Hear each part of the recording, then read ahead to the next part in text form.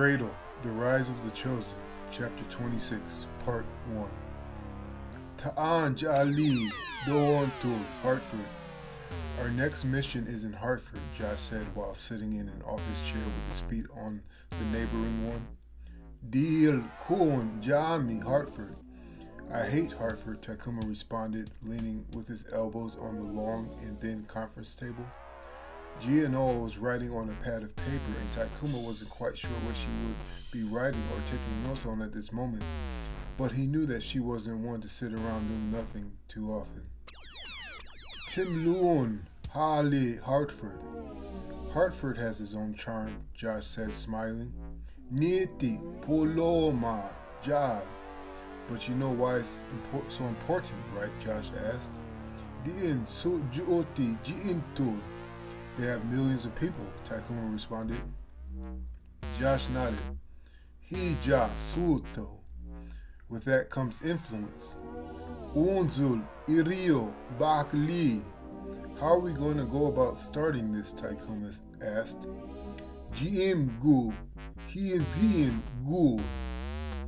Land, air, or sea? Josh asked as he swung his chair smoothly to look out the window at the small courtyard that led into a commercial neighborhood. Takuma thought and it was obvious. Hartford was a tough nut to crack. This would take some finesse in Takuma's opinion. Jiengu. Loti. Why? Josh asked. Ju komi plorir dientu. The trees will give us cover, Takuma explained. Hija ni tul yir. But you know we're not attacking them. Si ja hietien yoli sil niet. Of course, but we still need to slide in, Takuma explained. Josh nodded and then sat up and stood in front of the table. We're leaving tonight, he informed. Takuma looked at Gianoa, who was still jotting things down, but she nodded to give them her approval. Josh waved and faded into air. Plie to eel. That always freaks me out, Gianoa remarked. Takuma chuckled. The party was all in the forest moving south towards Hartford by 4 o'clock in the morning.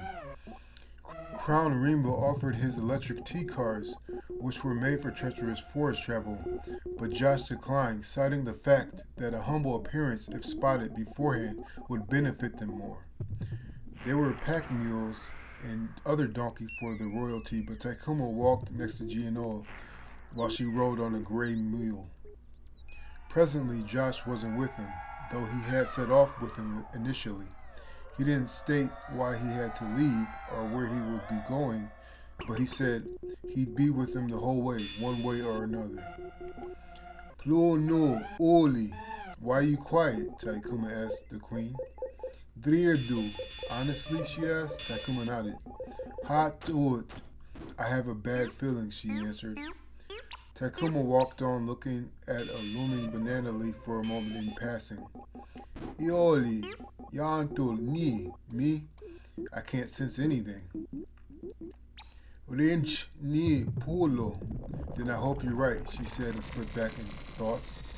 Dienit kualu oim yalu. You're wondering why you aren't getting powers, Takuma asked softly. She cleared her throat and nodded. Takuma reflected for a moment and stepped over a small puddle. Ya'amu iolo Josh pintu aul. I'm sure Josh has a special plan for you, Takuma said.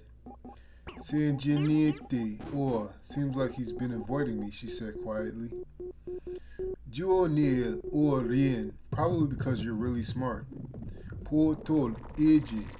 You don't have to lie to me, she said. Takuma reached up and touched her soft cheek and shook his head. Jitu siik, full truth, honey, he added. She grabbed his hand and gave it a quick squeeze.